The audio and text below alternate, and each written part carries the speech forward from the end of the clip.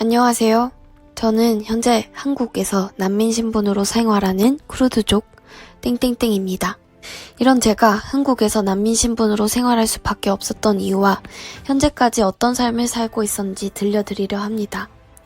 2011년 3월 평화롭게 집에 있을 때 갑자기 시위 소리와 총소리가 들렸습니다. 시리아 내전이 시작된 거였습니다. 시민들은 국제사회에 도움을 요청했지만 강대국들은 시리아에 개입해서 더 많은 희생자들을 만들었습니다. 시리아 시민들은 도움이 절실했지만 아무도 도와주지 않았습니다. 심지어 의료시설이 없어 다친 사람은 병원도 가지 못했고 많은 사람들이 먹을 것이 부족하여 굶주림에 시달려야 했습니다. 또한 수많은 아이가 부모님을 내전에서 잃고 고아가 될 수밖에 없었습니다. 이렇게 매일 수많은 사람이 다치고 학살당했습니다.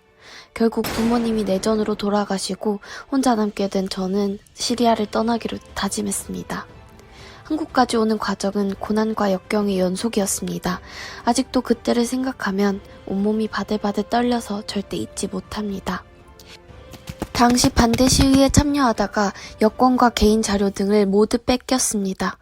2013년 시행된 난민법에 따라 난민으로 인정되려면 인종, 종교, 정치적 견해를 이유로 고국에서 보호를 받을 수 없는 것으로 증명해야 했습니다. 제가 가진 건 아무것도 없었기 때문에 증명하는 데 어려움이 있었습니다. 다시 내전을 겪고 싶지 않았던 저는 제가 몰래 숨긴 전 재산으로 브로커를 고용했습니다. 그래서 터키 앙카라에서 2달간 머물렀고 그 후에 한국 비자를 얻게 되었습니다. 처음부터 한국에 오려던 건 아니었지만 한국은 동아시아 국가 중 최초로 난민법 제정한 국가라서 희망이 있었기 때문입니다. 특히 난민 인정률이 2~3%밖에 되지 않는다고 들었을 때 걱정이 많았습니다.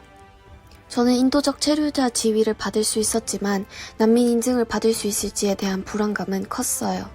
그래도 엄청 힘들게 한국에 온 만큼 나 정도면 그 자격을 받고 한국 정부의 보호를 받을 수 있지 않을까 희망을 가졌습니다. 인증 절차를 위해서 저는 면접을 봐야 했어요. 면접 장소에 도착해보니 저와 같은 처지의 사람들이 많다는 것을 느낄 수 있었습니다. 제 이름이 불리고 저는 면접관을 만나게 되었습니다. 난민 신청자가 많아서 그런지 제가 그 방 안에 있던 시간은 굉장히 짧았습니다. 면접관님은 어떤 어려움을 겪었는지, 왜 한국으로 왔는지 물어보았지만 그것을 모두 설명하기엔 부족했어요. 제가 고국에서 겪었던 박해가 난민으로 인정받을 만하지 않다는 말과 함께 저는 1차 심사에서 난민 인증을 받지 못했습니다. 난민 인증을 받지 못하면 인도적 체류자라고 하더라도 추방당할 위기 속에서 살아가야 합니다. 2차 심사에서도 떨어진 저는 힘들게 번 돈으로 변호사를 고용해서 법정에 가야만 했어요. 딱 한 번만 더 해보자는 생각으로 재판 2심까지 갔고 겨우 난민 인증자 자격을 얻었습니다. 정말 힘들고 암울한 과정이었는데 제 주변에서는 저보고 운이 좋대요. 한국에서 지낼 때 가장 어려웠던 점은 바로 언어였습니다. 국가에서 전쟁으로 인해 도망치듯 와서 몸이 아픈 곳이 많은데 아파서 병원을 가게 되었는데 내가 아픈 곳을 설명하는 것부터 어려움의 시작이었습니다. 또한 의사가 말하는 것도 잘 이해가 되지 않았습니다. 치료를 받는 것 또한 시간이 오래 걸리고 그러다 보니 생계를 유지하기 위해 돈을 벌어야 하기 때문에 정기적 치료를 받는 것이 너무 어려웠습니다.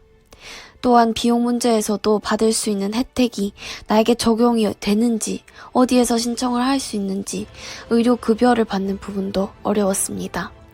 그리고 생계를 유지하고 살아가기 위해 일자리를 구하는 것도 어려움이 많았습니다. 언어적 문제를 기반으로 내가 할 수 있는 일이 한정적이었고 그마저도 불안정하여 구하는 것은 많은 어려움이 따라왔습니다.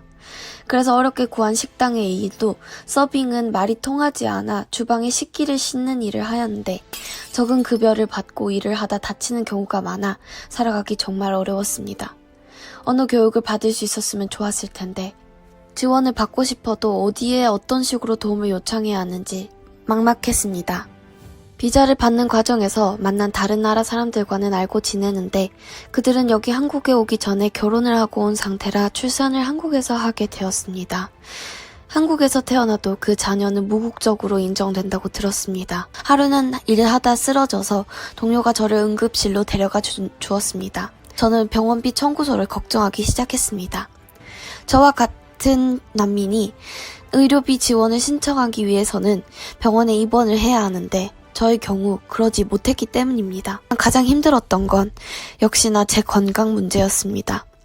난민이 되어봤자 의료보험을 신청할 자격이 생길 뿐이지 그 돈은 다 제가 부담해야 했습니다.